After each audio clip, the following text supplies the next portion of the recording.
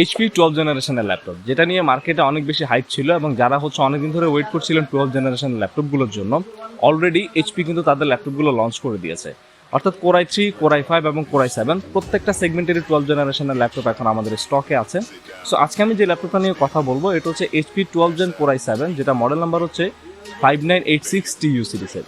So পুরো ভিডিওটাতে অবশ্যই সাথে থাকবেন, অ্যান্ড সেই সাথে আমি সৈকত আজকে আপনাদের সাথে আছি। এইচপি 12 জেনারেশনে এই ল্যাপটপটার ইন ডিটেলস স্পেসিফিকেশন থেকে শুরু করে প্রাইস রেঞ্জ বা হচ্ছে কী কী আপডেট হয়েছে সব কিছু নিয়ে কথা বলবো।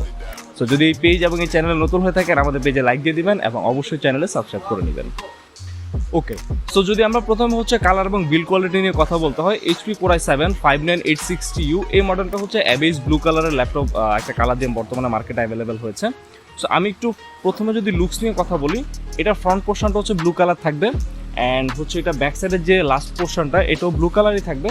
তবে এটা ফ্রন্টের সাইডটা অর্থাৎ বি পার্টটা কিন্তু সিলভার কালার। এটা দেখতে একটু আমার কাছে ডিফারেন্ট মনে হয়েছে। যদি টোটাল ল্যাপটপটা ব্লু হতো তাহলে ডিফারেন্সটা অন্যরকম হতো বা এটার অ্যাম্বিয়েন্সটা ভালো থাকতো, বাট এই পাশে সিলভার, দেন হচ্ছে ব্যাক পিছনের সাইডটাতে হচ্ছে ওরা ব্লু কালার ইউজ করেছে, অ্যান্ড অ্যাজ ইউজুয়াল মাঝখানে হচ্ছে আপনারা এইচপি লোগোটা পেয়ে যাচ্ছেন। ওকে, সো প্রসেসর হিসেবে এখানে আপনারা পেয়ে যাচ্ছেন ইন্টেল Core i7 12 জেনারেশনের একটা প্রসেসর, যেটা প্রসেসর মডেল নাম্বারটা হচ্ছে 1260P। পি সিরিজের প্রসেসরগুলো কিন্তু শুধুমাত্র কনজিউমার সিরিজে এইচপি ল্যাপটপগুলোতে নিয়ে এসছে, অ্যান্ড এই প্রসেসরটা হিউজ পাওয়ারফুল। এখানে হচ্ছে 12 কোর 16 থ্রেড আপনারা পেয়ে যাচ্ছেন। দ্যাটস হচ্ছে এটা কিন্তু হিউজ। আগে একটা গেমিং ল্যাপটপে কিন্তু সাধারণত এত কোরা থ্রেড দেওয়া থাকতো না, বর্তমানে একটা কনজিউমার সিরিজের ল্যাপটপগুলোতে যেটা দেওয়া থাকছে। অ্যান্ড অ্যাজ ইউজুয়াল এটাতে হচ্ছে 8GB র্যাম দেওয়া আছে, যেটা হচ্ছে 3200 বাসের। তবে যেটা হচ্ছে Core i7 12 জেনারেশনের, এখানে কিন্তু DDR5 পর্যন্ত সাপোর্ট হবে। আমি এক্সপেক্ট করেছিলাম যে এইচপি হয়তো DDR5 একটা মেমোরি ইউজ করা হয়তো করেছে এখানে, বাট আনফর্চুনেটলি আমরা যেটা দেখলাম এখানে কিন্তু DDR4 3200 বাস চ্যানেলেরই কিন্তু দুটো র্যাম দেওয়া আছে এই ল্যাপটপে। অর্থাৎ এই ল্যাপটপে হচ্ছে 448 করা আছে। দ্যাটস হচ্ছে আপনারা যদি ফিউচারে র্যাম আপডেট করতে হয়, দুটো 4GB খুলে সেখানে 8/16 বা 16/16 32GB, এবং ম্যাক্সিমাম হচ্ছে এই ল্যাপটপটাতে 64GB পর্যন্ত র্যাম সাপোর্ট করবে।